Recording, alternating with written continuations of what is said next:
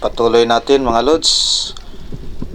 Ito yung dayo namin sa Masbate, Ticao Island, kung saan nakakuha kami ng maraming biyaya. At ito na yung part 2 natin, kung saan mas marami kaming nakuha dito na isda mga lods. Medyo luminaw na kasi yung spot na to, kaya nakita namin kung gaano karami ang isda. Medyo tumagal ang paghihintay pero sulit naman, at isang yellowtail barracuda ang nagpakita dyan. Sa may bandang tagiliran ko mga lods ang pinanggalingan niya, at nasa malapit na distansya lang, kaya maya maya lang ay natira natin kaagad. At napakaganda naman ang patama natin. Ayos mga lods, at biyaya na naman ang binigay sa atin mga lods. Napakababaw lang ng spot na yan mga lods, halos 13 meters lang, kaya hindi masyadong nahihirapan ang spiro sa pagsisid.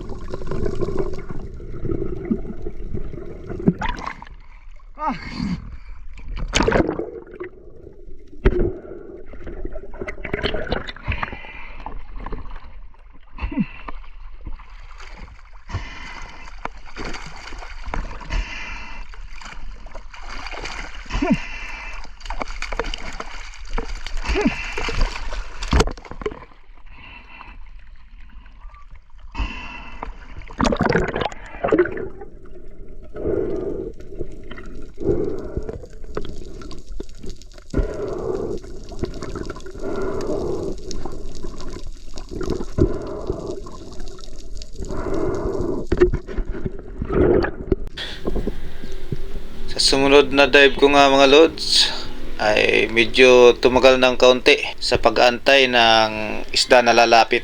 Ayan, binabaling ko ang tingin ko sa may bandang likuran kasi minsan dun sila nanggagaling. Tamtaman lang halos ang agos dito mga lods, kaya napakaganda para sa pag-hunt. At ambush ang ginawa ko dito mga lods. Habang may natitira pang hangin ay antay ako ng antay ng kung ano talaga ang lalapit na isda. At ito na nga mga lods, hindi nagtagal, isang sweet lips na kulang-kulang 2 kilo ang napakalapit, kaya ayos na ang patama mga lods. Diyan ka ba naman dadaan sa dulo ng pana? Ewan ko lang talaga kung hindi ka tatamaan. Ayos sa sabaw mga lods, sarap nito.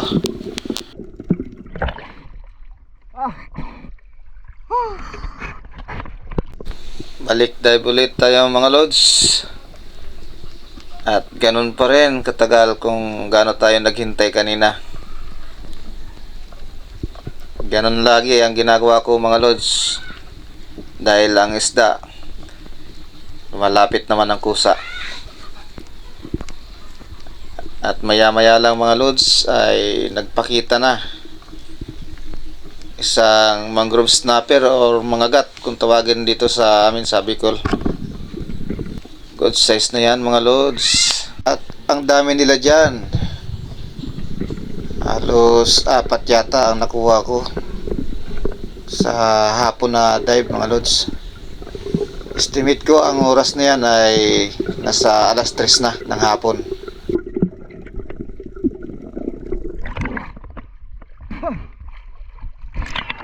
Sa mga nagpapa-shoutout pala, sa may bandang dulo ko po ilalagay ang shoutout ko sa inyo, at maraming salamat po sa inyo sa walang sawang pagsubaybay ng aking mga videos. Sana huwag kayong magsawa talaga mga lods, at patuloy kayong bibigyan ng mga napakagandang adventure.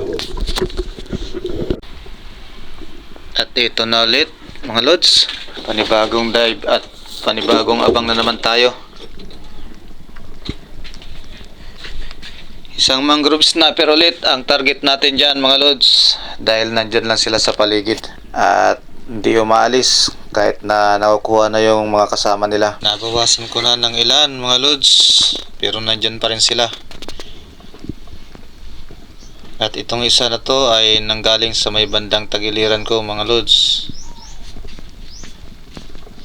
Yung akala ko ay wala nang kasunod, pero maya maya lang ay lumitaw naman yung nasa may bandang hulihan.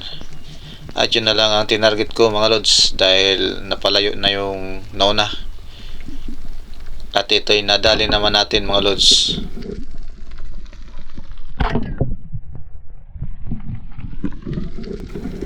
Mangrove snapper na naman to mga lods. Napakasarap din ito na pang-ulam.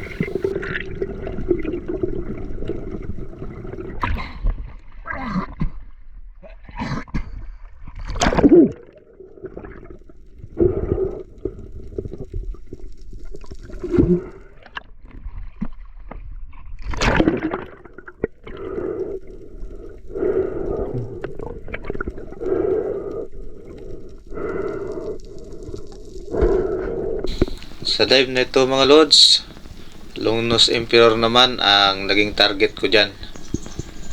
At tinamaan ko naman kahit na medyo malayo ang distansya niya. Sa mga oras na yan mga lods, nakakuha na rin yung kasama ko dyan ng ganyan din na isda. Halos sabay lang kami.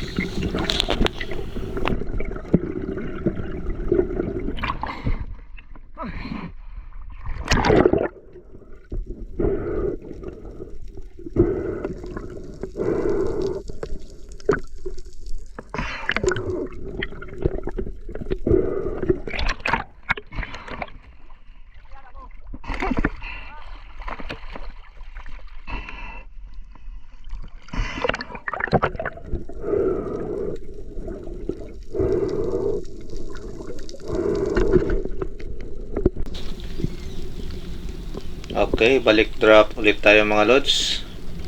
Bawat toba ay hindi tayo na zero. Lagi tayong umaahon na may tangay na isda. Walang mintis mga lods, kaya napakaganda yung paninisid na ganito. At ayan mga lods, napapansin nyo napakaraming basi drummer, pero may lumapit pa rin na isang mangrove snapper, kaya yun ulit ang natira natin. Panalo talaga mga lods, napakarami nila. Madami-dami din yung labawas natin dyan. At napakaganda ng patama. Ayos.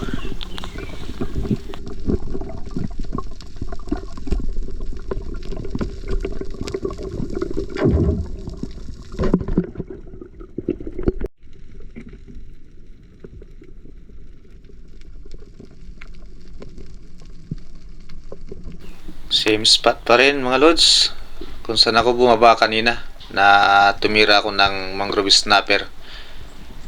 Doon sa maraming basi drummer na paikot-ikot.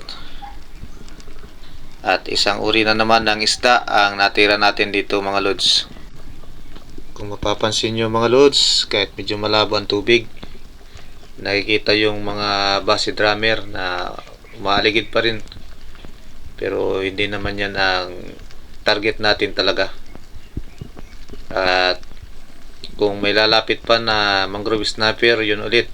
Pero sa pagkakataon na ito mga lods, ay isang uri ng isda ulit ang lumapit. At yun na lang ang natira natin.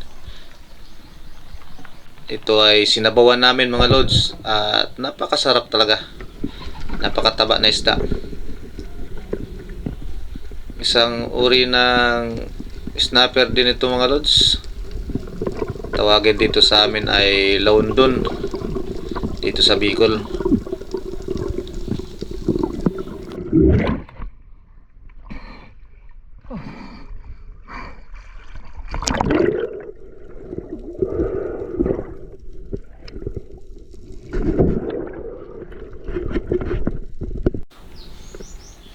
Baba ulit tayo mga lods. At ito ay panibagong mangrove snapper na naman. Pang-apat na yata ito mga lods na snapper, red snapper na nakuha ko. Pero bago pala yan, shoutout muna tayo sa ating mga magigiliw na sumusubaybay. Unahin na natin to si Onisuka Uchiha, RJ Ihina Vlogger, at si Ronalyn Gomez. Shoutout din kay Karin Tabuena, Josephine Tiokson, Shoutout din kay Smiling Golden Retriever. Shoutout na rin sa'yo, Markski TV, JRJ. Thank you for watching sa aking mga videos.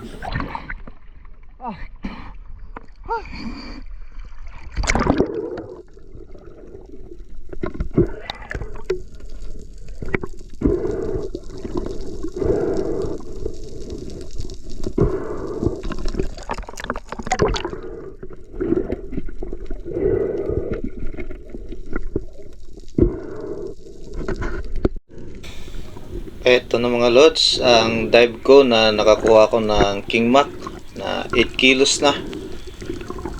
Mabaw na rin mga lods. Pero shoutout muna natin ulit itong si Dagol, Daguhoy, Jan Boy, Bass. Thank you. Luca C. Shoutout din sa'yo. Milagrosa Dios, big shoutout po sa inyo. Shoutout din natin ito, tagapanood din ng ating mga videos, si Raven Risco, Rustom Spearfishing, shoutout sa iyo. At si Sir Johnny Jaiktin, big shoutout po sa inyong lahat.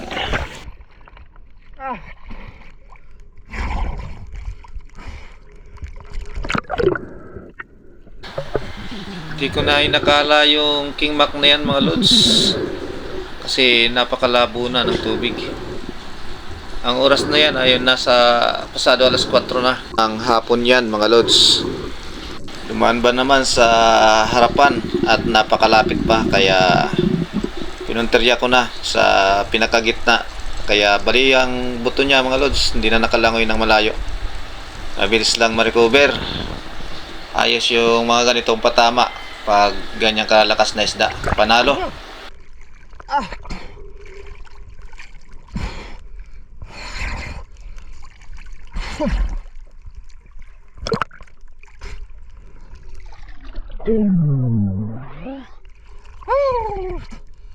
Mabaw na.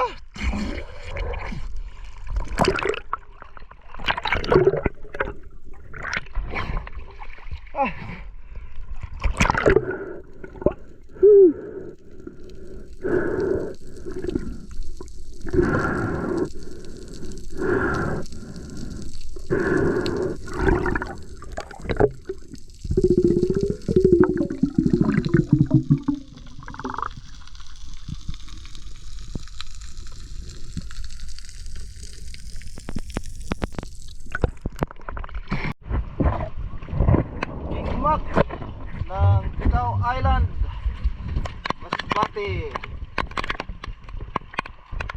Dalawa.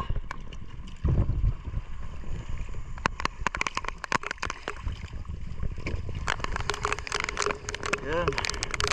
Yung dalawa nandun pa, naninisid pa. Ulan, tsaka malabo ang tubig. Yan lang muna. Uwi na kami.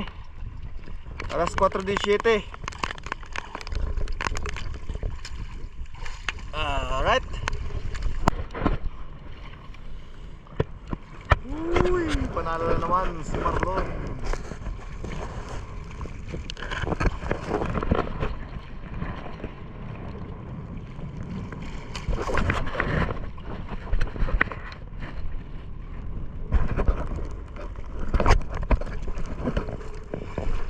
Madulas.